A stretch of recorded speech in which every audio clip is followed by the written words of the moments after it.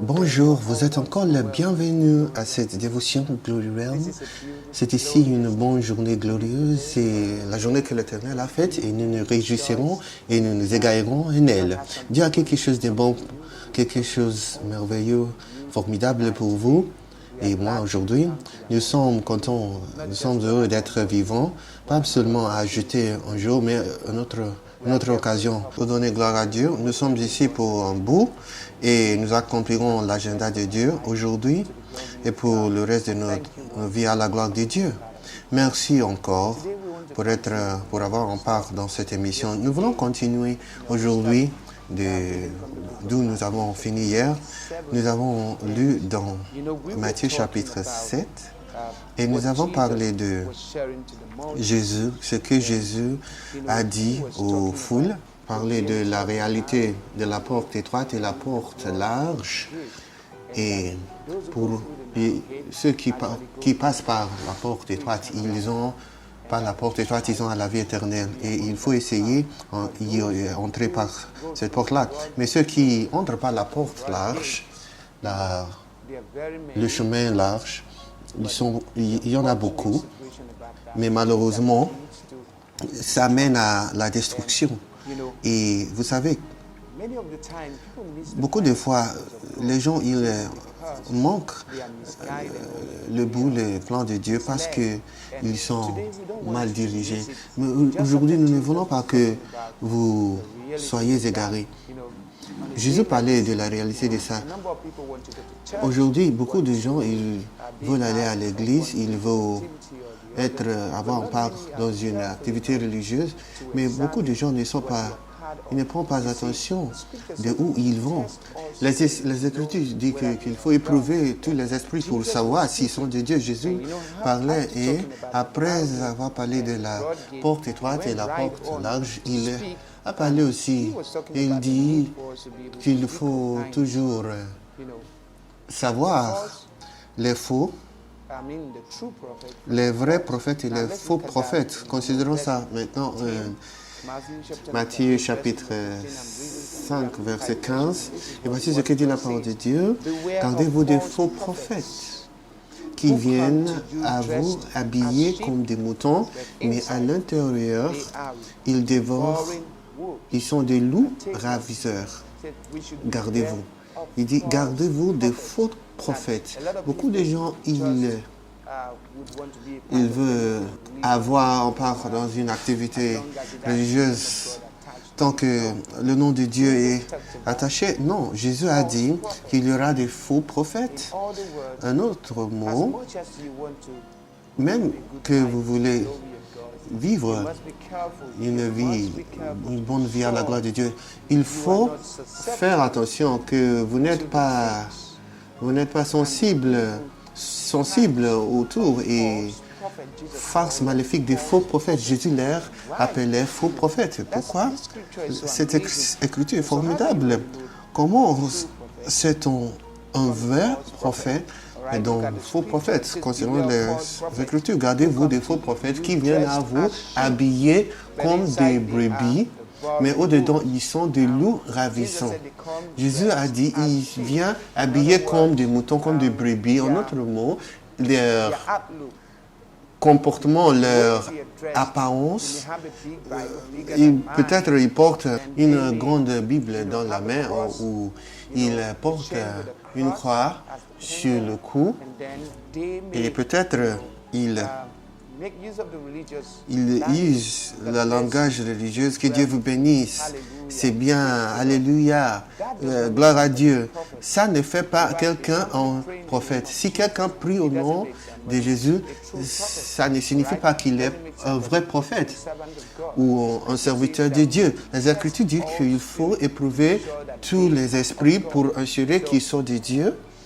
Donc, peu importe ce qu'il dit de leur-même, vous avez la responsabilité pour éprouver si cette personne-là est de Dieu. Et il a dit aussi, verset 16, vous les reconnaîtrez par leurs fruits. Il dit, c'est des raisins, des épines ou des figues, des chardons.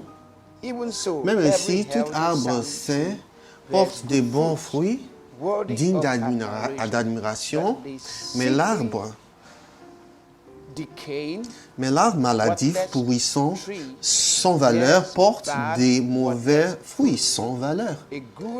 Un bon arbre sain ne peut porter des mauvais fruits sans valeur, pas plus qu'un mauvais arbre malade ne porte d'excellents fruits dignes d'admiration. Tout arbre qui ne porte pas de bons fruits est coupé et jeté au feu. C'est pourquoi vous les reconnaîtrez pleinement à leurs fruits. Qu'est-ce qu'il dit ici?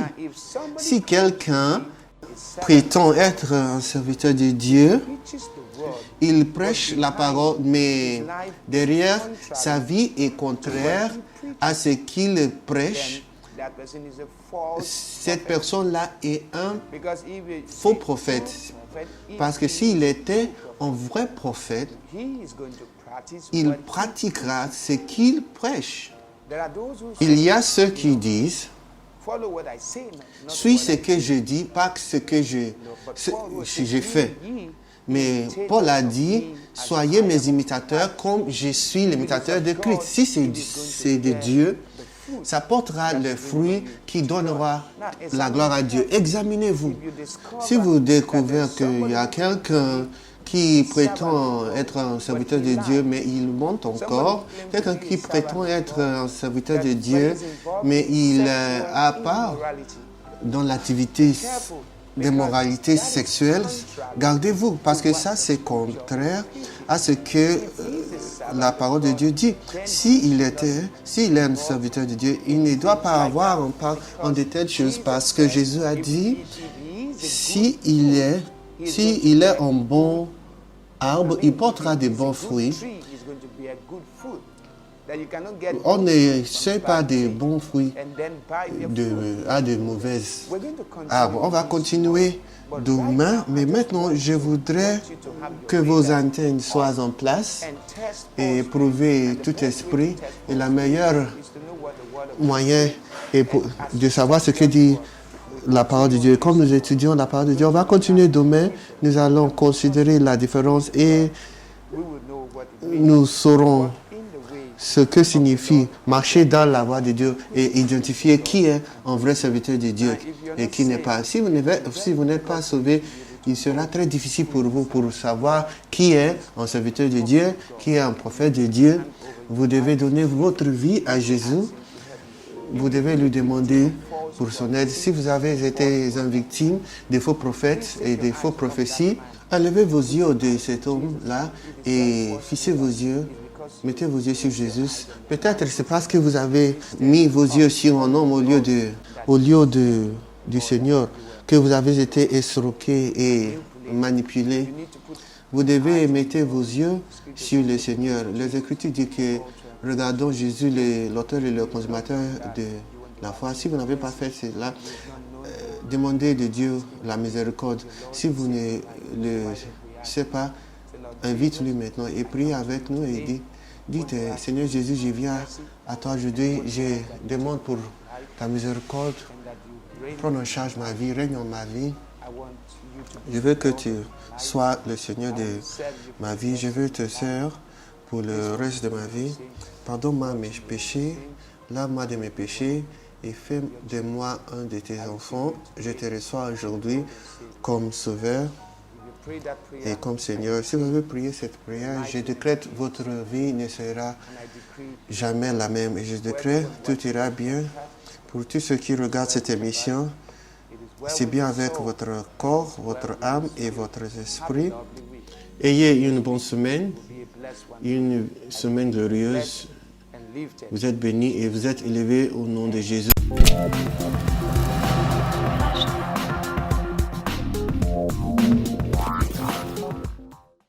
Because of who you are, I give you praise. Thank you, Lord.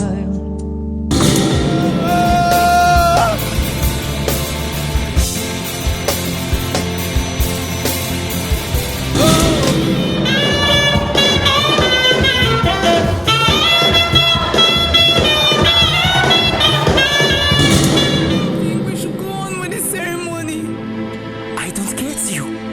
What are you talking about? You are holy. Daddy,